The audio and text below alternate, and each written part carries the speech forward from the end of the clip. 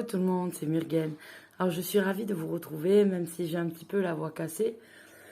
En début de semaine, on a eu une petite baisse des températures, donc le matin très frais et très chaud dans la journée, ce qui a suffi à tous nous enrhumer ici. Donc voilà, vous inquiétez pas, je sais je suis dans la zone très très rouge du Covid en France actuellement. Pour nous, tout va bien en tout cas, même si c'est de plus en plus inquiétant, puisque autour de chez moi, même les commerces, etc., tout est en train de fermer parce que les gens ont le Covid, justement. Donc voilà, c'était la petite aparté, juste pour vous expliquer ma voix. Et pour le moment, je croise les doigts, tout va bien. Donc cette petite revue, j'ai envie de vous présenter aujourd'hui Astromap, qui est un livre que j'ai depuis des petits mois maintenant, de Mathilde Fachan, créatrice du podcast Z comme Zodiac chez Solar Édition. Donc en fait c'est un livre qui m'intéressait. Je suis pas très très douée non plus en astrologie et voilà, il faut m'expliquer de façon assez tranquille, pas compliquée, pour arriver à comprendre la carte du ciel. Donc on nous dit en 4e de couverture, non, l'astrologie ne prédit pas l'avenir, les planètes ne tracent pas notre destinée, tous les taureaux ne sont pas têtus, et si Mercure rétrograde, ce n'est pas la fin du monde. Loin des horoscopes et des superstitions, l'astrologie est avant tout un formidable outil de connaissance de soi et de quête de sens. Grâce à ta carte du ciel, qui photographie la position des astres au moment de ta naissance, tu disposes de toutes les informations pour prendre conscience de ton potentiel, identifier tes forces, tes failles, tes talents, tes freins, bref, pour comprendre tes dynamiques intérieures. L'astrologie offre des clés, mais c'est à toi d'agir. Alors, pour ceux qui se demandent, la carte du ciel de votre naissance, vous la trouvez facilement, vous tapez carte du ciel naissance sur Internet, vous avez des sites qui vous la donnent, qui vous donnent l'image de votre carte de naissance. Je vous conseille de ne pas forcément regarder l'explication qui en est faite, de façon à ce que vous puissiez partir de forme brute avec votre petit livre et puis commencer à faire l'exploration. Donc celui-là m'intéressait, j'en avais déjà un sur l'astrologie de chez Arcana Sacra qui m'avait plu, mais j'avais envie de voir un petit peu, de ne pas me baser que sur un livre. Donc celui-ci m'a beaucoup plu, je trouve il est facile de compréhension. Donc on a le sommaire, l'astrologie, qu'est-ce que c'est? Donc on va vous expliquer un peu, je rappelle que l'astrologie, au Moyen-Âge, c'était une science universitaire. C'était au même niveau que la médecine, etc. Avant de devenir maintenant quelque chose de plus ésotérique. Voilà, mais à la base, voilà, c'était considéré vraiment comme une science. Se repérer sur la carte, la roue du zodiaque, les planètes astrologiques, les maisons, les aspects planétaires, dessine ton astromap, autre destination, des rendez-vous astrologiques, mon astrojournal. Pardon.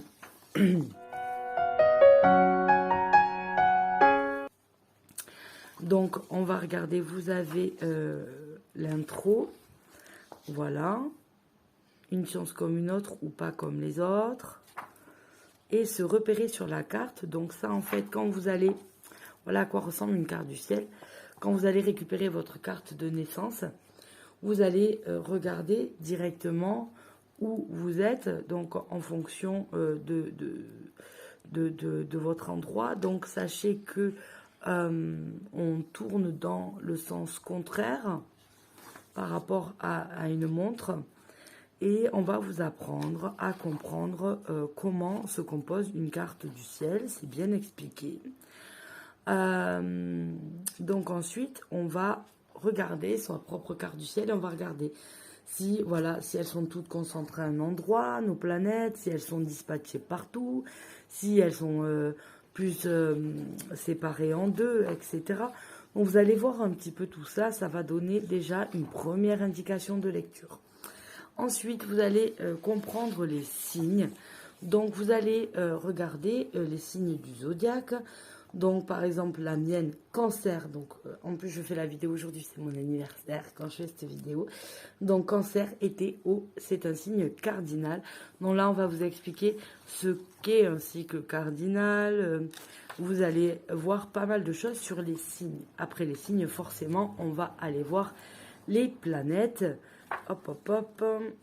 Donc là, on vous dit si les planètes, ce que ça veut dire quand elles sont à domicile, quand elles sont en joie, exaltation, exil ou chute. Par exemple, moi, dans ma carte de naissance, j'ai la Lune à domicile et j'ai en même temps Mars qui est en chute au même endroit. Voilà, donc des choses qui vont changer. Donc vous allez regarder le soleil, voilà ce qui se passe.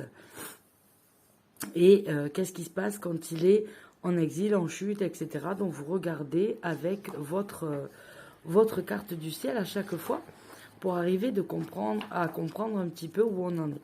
Donc une fois qu'on a vu les planètes, on va aller voir les maisons. Dont la carte du ciel est divisée en 12 maisons. Et on a par exemple la maison 1, je suis, atelier consacré à ton comportement spontané.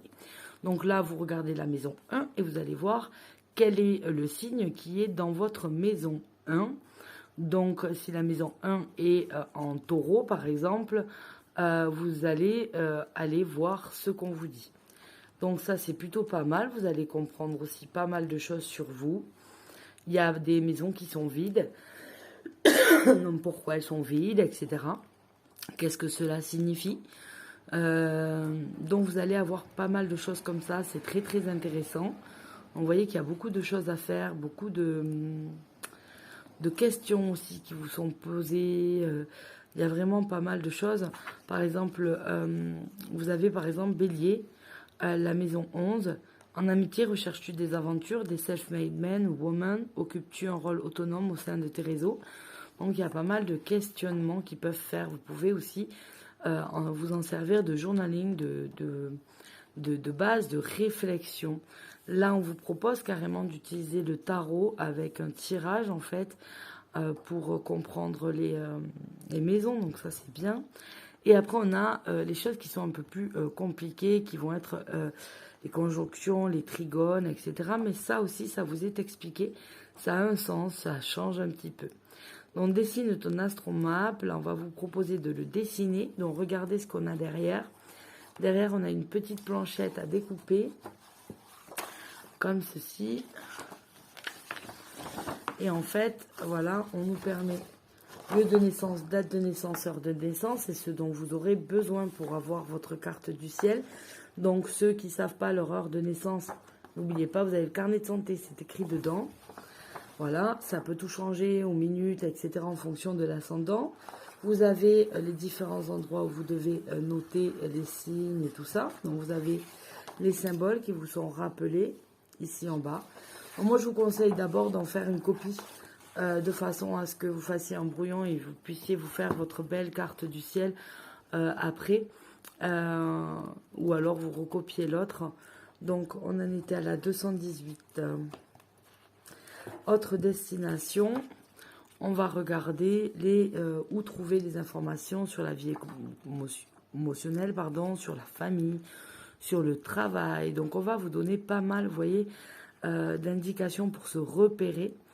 Et ensuite, regarder les rendez-vous astrologiques qui vont nous toucher, comment ça change, comment tout change avec Jupiter, Saturne, les planètes en rétrograde, tout ça. Et ensuite, on vous propose de comment faire votre astro-journal. Vous faire un mémo zodiaque, voilà, vous pouvez le remplir directement ici ou vous faire vous-même votre propre petit cahier. Moi, j'aime pas trop écrire sur les livres. Donc, du coup, je fais toujours des petits cahiers. Et donc, du coup, vous pouvez remplir et vous faire votre propre analyse grâce au petit astro-journal. C'est plutôt pas mal de noter, ça nous cadre un petit peu quand on connaît pas beaucoup. Ça nous permet d'avoir un cadre et c'est plutôt sympa. Donc tout ce que vous allez traiter en fait dans le livre, vous allez pouvoir l'intégrer dans votre astro-journal et garder votre analyse comme ça. Donc voilà, c'était vraiment une petite revue courte j'ai trouvé ce livre très sympa, très pratique pour un premier rapport en fait de l'astrologie. Il est complet et facile d'accès pour tout un chacun. Donc avec voilà ces petits tableaux à la fin qu'on peut remplir où on a un petit peu le travail mâché et on n'a plus qu'à écrire, à se repérer et tout. C'est vachement sympa, ça aide beaucoup et je trouve que vous pouvez faire votre analyse astrologique super rapidement comme ça. Donc voilà, j'espère que ce livre vous aura plu et que ceux qui étaient tentés de connaître un peu plus l'astrologie se diront bon ben voilà, c'est pas forcément difficile d'accès si on trouve les bons outils. Donc voilà, je vous fais à tous de gros bisous et je vous dis à très bientôt, bye bye.